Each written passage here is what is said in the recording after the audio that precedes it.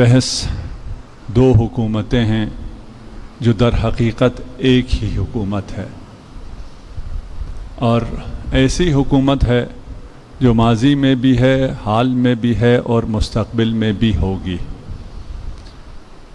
ہم ابھی بھی جس کی حکومت میں ہیں اسے یوسف زہرا امام زمان مہدی دوران عجل اللہ فرجہ الشریف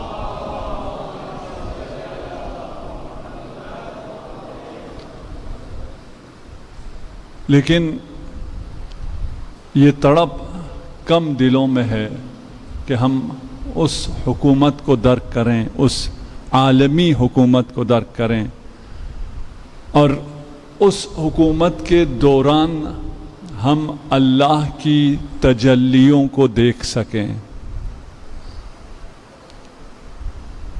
افضل عبادت امتی انتظار فرج اللہ، افضل عبادت یہ ہے کہ اسماء و صفات الہی کی تجلی کا انتظار کریں، ظہور کا انتظار کریں۔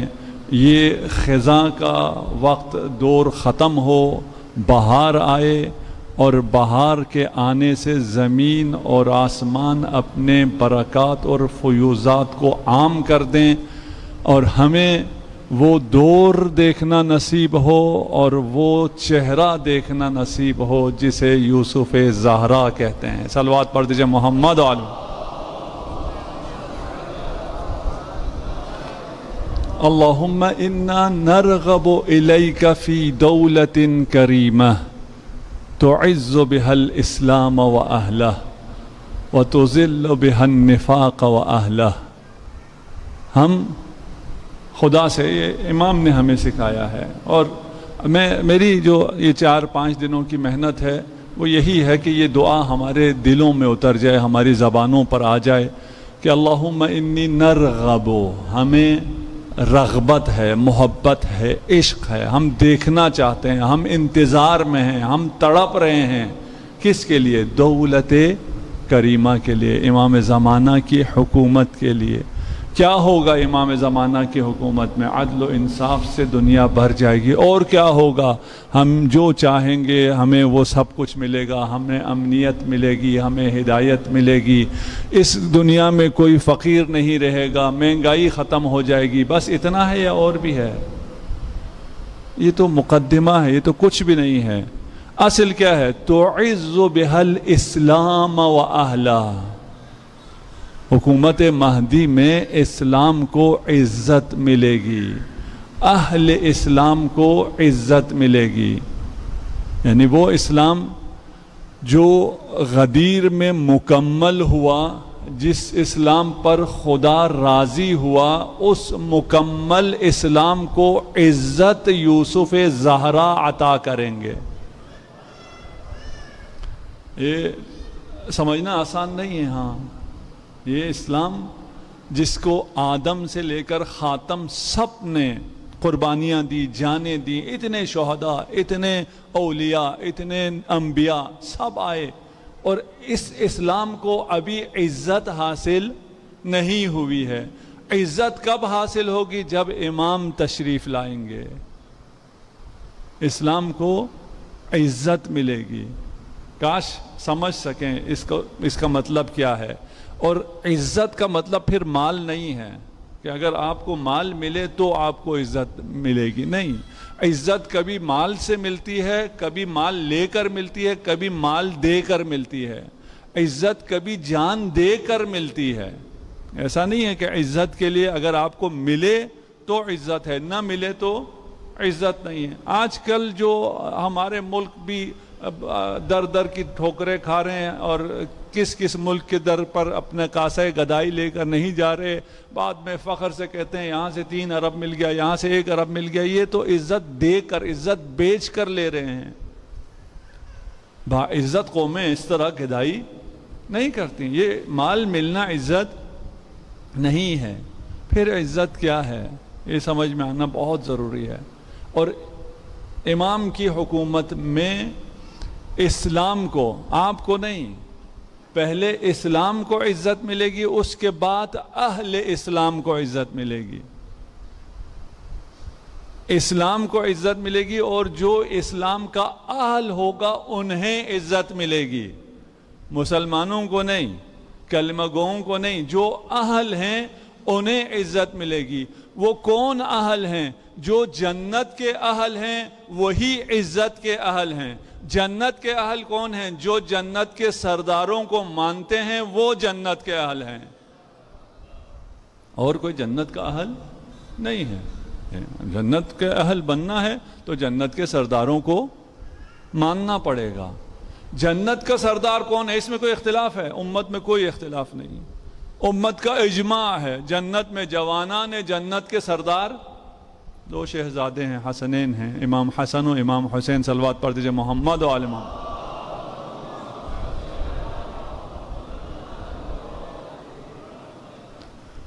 جتنے بھی امتی ہیں، جتنے بھی لوگ ہیں، اگر وہ جنت میں پہنچ جائیں، اگر وہ عشرہ مبشرہ میں ہوں اور یہ حدیث صحیح ہو اور وہ لوگ جنت میں پہنچ جائیں تو جنت میں ان کا مقام کیا ہوگا؟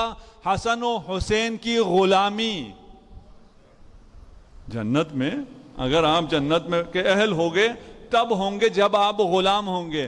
یہ غلام آپ کہاں ہوں گے؟ اسی دنیا میں اگر غلام ہو تو وہاں غلامی ملے گی۔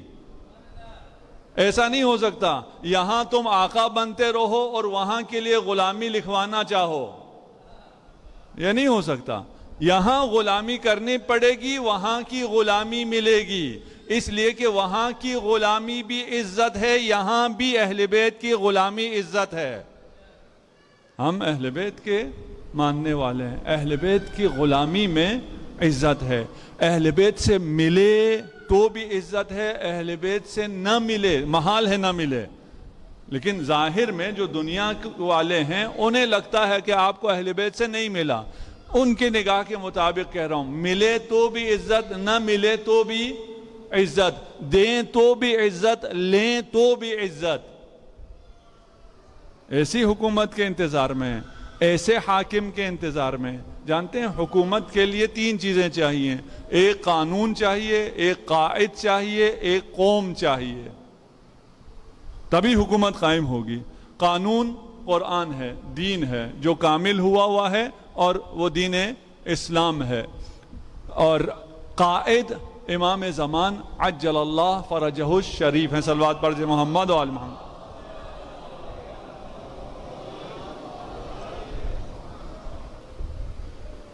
اور اس پہ اتفاق ہے، اجماع ہے، تمام مسلمانوں کا اس بات پر اتفاق ہے کہ قائد مہدی ہے، قائد امام مہدی ہے، قائد کو اللہ نے مقرر کیا ہے، قائد کا اعلان رسول خدا نے کیا ہے، اپنی بے شمار احادیث میں کیا ہے۔ جو رسول آخری امام کا اعلان کرتا ہے تم سب اس بات کو مانتے ہو وہ رسول پہلے کا اعلان نہ کرے۔ یہ کیسے ہو سکتا ہے؟ یہ کیسا اسلام ہے؟ یہ کیسی ذہانت ہے، کیسی عقلانیت ہے کہ پہلے کا اعلان نہیں کیا، آخری کا اعلان کر دیا۔ آخری امام ہے وہ امام جو منسوب من اللہ ہے، آخری بھی منسوب من اللہ ہے، اور یہی دلیل ہے کہ پہلا بھی منسوب من اللہ ہے۔ تیسرا قوم چاہیے۔ قوم کون ہے؟ تعز بہ الاسلام و اہلہ، وہ اہل لوگ ہیں۔ یہ دو ارکان پورے ہیں، قانون بھی ہے اور قائد بھی ہے۔ جو پورا نہیں ہے وہ انسان پورے نہیں ہیں، قوم پوری نہیں ہے۔ مثل الامام مثل الکعبہ، امام کی مثال کعبے کی طرح ہے۔ کعبے کی طرف لوگوں کو چل کے جانا ہوتا ہے، کعبہ چل کے لوگوں کے پاس نہیں آتا ہے۔ امام آپ کے منتظر ہیں، وہ ظہور کر کے آپ کے پاس نہیں آئیں گے، آپ اس قابل بنیں گے کہ وہ ظہور فرما سکیں۔ اس قوم کی ضرورت ہے۔ اس قوم میں بھی ہم نے کل عرض کیا 30 بندوں کی ضرورت ہے۔ کل ہم نے ایڈورٹائز کیا تھا، کس نے اپلائی کیا، کسے جاب ملی نہیں ملی اس کا ہمیں علم نہیں ہے، ہم خود بہت دور ہیں، ہمیں اس میڈیا کی طرح جسے خود کچھ نہیں پتا ہوتا، اسے جو دے دیا جاتا ہے وہ آگے پہنچا دیتا ہے. ہم بہت دور ہیں، لیکن یہ ملا ہمیں، ہم نے آپ تک پہنچا دیا. صحیح احادیث میں امام کو 30 اصحاب کی ہر دور میں ضرورت ہوتی ہے. جوانوں اپلائی کرو، امام کے اصحاب میں اعوان میں قرار پاؤ، اور پھر اس قوم کو تشکیل دو، وہ قوم جو امام کے ظہور کے لیے آمادہ ہو جائے، اس قوم میں سے بننا ہوگا، وہ قوم تشکیل دینا ہوگا. اہل بیت سے محبت کرنی ہوگی، امام سے محبت کرنی ہوگی. امام تمہیں عزت دیں گے. امام جو عزت دیں گے وہ یہ نہ سوچنا کہ اگر مجھے بہت سا مال ملے تو عزت ہے. نہیں، اگر امام تجھ سے جان لے لیں تو بھی عزت ہے. لیتے نہیں ہیں امام، میں نے پہلے کہا ہے، دنیا کی نگاہ میں امام نے آپ سے لیا، قربانی آپ سے لی، آپ کا مال لیا، آپ نے فرش اعضاء پہ خرچ کیا، ظاہر میں دنیا کے حساب سے آپ نے خرچ کیا. امام کسی کا قرض نہیں رکھتے، آپ جتنا خرچ کرتے ہیں اس کے ہزاروں برابر اسی دنیا میں بھی آپ کو دیتے ہیں، اور آخرت میں بھی آپ کو اجر ملتا ہے.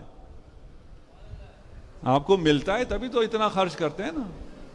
صرف آپ کی قوم اتنا کیوں خرچ کرتی ہے عزاداری پر؟ باقی کوئی بھی قوم کسی بھی چیز پہ کیوں خرچ نہیں کرتی؟ اس لیے کہ آپ کو جواب ملتا ہے، باقیوں کو جواب نہیں ملتا. بہت سے لوگوں نے بہت سے امیدوں پہ، بہت سے دھرنوں میں، جلسوں پہ خرچ کیا تھا، جواب نہیں ملا. آئندہ خرچ نہیں کریں گے. 2 سال خرچ کریں گے، 4 سال خرچ کریں گے، دیکھیں گے نہیں یار یہ گھاٹے کا سودا ہے، خرچ ہم نے کیا، مزے کسی اور نے کیے. یہ دنیا کا دستور ہے. چھوڑ دیتے ہیں، پھر وہ خرچ کرنا چھوڑ دیتے ہیں، پھر وہ جہاز چلانا چھوڑ دیتے ہیں. لیکن یہ ایسی فرش ہے کہ یہاں اگر آپ خرچ کرتے ہیں تو پھر آتے فرش پر ہیں، پہنچتے آپ عرش پر ہیں. یا علی، یہاں مل رہا ہے نا، مسلسل مل رہا ہے، اسی لیے تو خرچ میں اضافہ ہوتا جا رہا ہے. یہاں خرچ کم تو ہوتا ہی نہیں. پھر لوگ بات پوچھتے ہیں کہ مولانا ہم پیسے تھوڑے سے ہیں، کربلا جائیں یا کسی غریب کو دے دیں؟ ان سے میں جواب میں کہتا ہوں، اگر آپ کے پاس پیسے ہوں اور ڈاکٹر آپ سے کہے کہ آپ کو ہارٹ سرجری کرنی ہے، 10 لاکھ خرچ آئے گا، کبھی پھر ہمارے پاس آنا، مولانا ہارٹ سرجری کراؤں یا غریب کو دے دوں؟ کیوں نہیں کہتے؟ کیوں غریب یاد نہیں آتا؟ نہیں بھائی، مجھے اپنے آپ کو بچانا ہے. تو فقط جسم تھوڑی ہے، تو جسم بھی ہے، روح بھی ہے. جیسے تیرا جسم اگر مریض ہو جائے، علاج کی ضرورت ہے تاکہ تو باقی رہے اور مدد کرتا رہے 20 سال 30 سال، اسی طرح تیرا روح کربلا جا کر پاک ہوتی ہے. روح کی طہارت کے لیے 10 لاکھ 20 لاکھ جتنا خرچ ہوتا ہے، جاؤ کربلا، آؤ گے کروڑوں روپے خرچ کرو گے.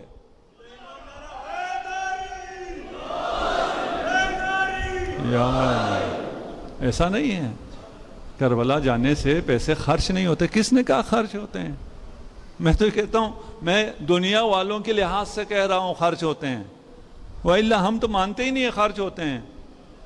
ہمیں جب اس کے ہزاروں برابر واپس مل رہا ہے، یہ تو خرچ نہیں ہوتا، یہ تو انویسٹ ہوتا ہے، یہ تو منافع ہے، یہ تو فائدہ ہے. ہاں، ہم اس مادی فائدے کے لیے نہیں کر رہے ہوتے، ہم عشق میں کر رہے ہوتے ہیں. لیکن جب کسی کے عشق میں آپ کام کریں تو محبوب جواب دیتا ہے. ایسا نہیں ہے کہ وہ جواب نہ دے. آپ بے لوث کرتے ہیں، لیکن وہ کریم ہے، وہ کسی کا احسان نہیں رکھتا. هل جزاء الاحسان الا الاحسان. جانتے ہو کیسا گھرانہ ہے، کیسی حکومت ہے؟ علی کی حکومت ہے. ان دونوں حکومتوں کو ساتھ ساتھ لے کے چل رہا ہوں میں. کبھی ادھر دیکھیں، کبھی ادھر دیکھیں. علی کی حکومت ہے، اور ایک صحابی ہے، علی کا صحابی ہے، اسود اس کا نام ہے. سیاہ فام تھا اس لیے اسود اسے کہتے تھے. علی کے ساتھ مختلف جنگوں میں جنگ بھی لڑی تھی، شجاع بھی تھا. ایک دن اس سے غلطی ہو جاتی ہے، چوری کر لیتا ہے.